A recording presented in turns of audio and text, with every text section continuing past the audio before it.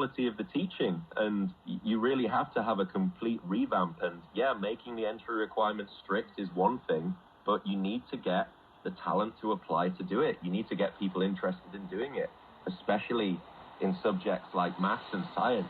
If you want somebody who's a scientist to decide to become a teacher and go into that profession, that's really difficult, right? When they can make so much money in those fields outside of teaching. So yeah, the money does come from the government, and it is more money for the taxpayer in my country, and it's difficult. But I really do believe that is the ultimate answer. I do. I agree with you, Josh. I think even for Chinese teachers, the most important thing is still the salary. In China, in the very developed coastal regions or in the first-tier cities, the teachers can be very well paid.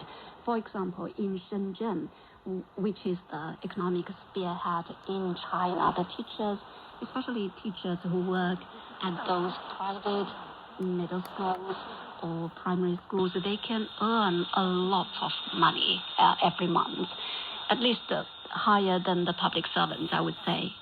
In some of the remote regions, the province or the region is not that financially rich, then the teachers' or the remuneration won't be as good. So that's why we have seen the latest draft direction where teachers' salary levels are looking up to those of the public servants is a very good move.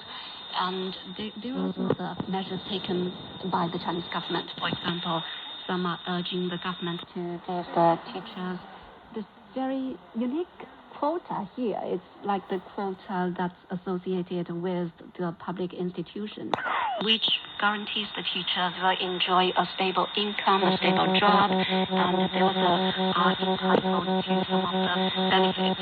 Other than that, perhaps we need to think about the allocation of the resources between the developed regions and the less developed Western regions. Perhaps the government needs to do something in this regard so that more teachers would like to go into those regions to teach there, and they won't have to worry about their families, stuff like that. The situation kind of varies for teacher to teacher, province to province, even district to district to some extent. The top teachers in the best schools, they're like superstars in the eyes of parents and students, I suppose, as well.